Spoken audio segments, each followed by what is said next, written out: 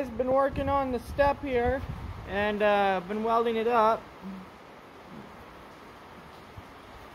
It's all cherry red.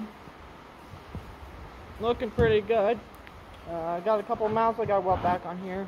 I'm not looking for perfection, just wanting it to hold. I can't find this part because this tractor, like I said, has the loader. So the step's a lot different. But I gotta do some grinding, grind it smooth.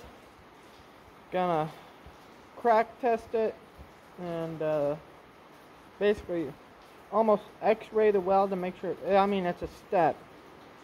So I can find just this piece, but all that part I'd have to make, and it was just cracked right there, and there a couple mounts broke off on the side. So gonna maybe make new mounts or weld the old ones if I find them.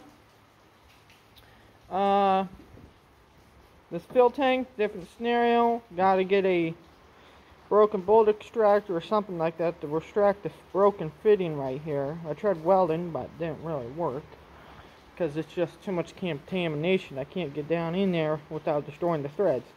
I could just cut all that out and put a whole new fitting thing in there, but yeah. And then this, I gotta find the little thingies that go right here or make them. And then this, I don't see any holes, so I'm probably just gonna, if primer's thick enough to cover all this, I'll do that, or I'll put body filler. I gotta get some body filler for the roof here so I get the roof done, but right now it's working pretty good as a work table, so. Alright, well, I'm gonna get back to grinding and welding, raining of course, and then I'm probably gonna go eat lunch, and then I'll come back and I gotta get some part numbers, so that's why the book's out.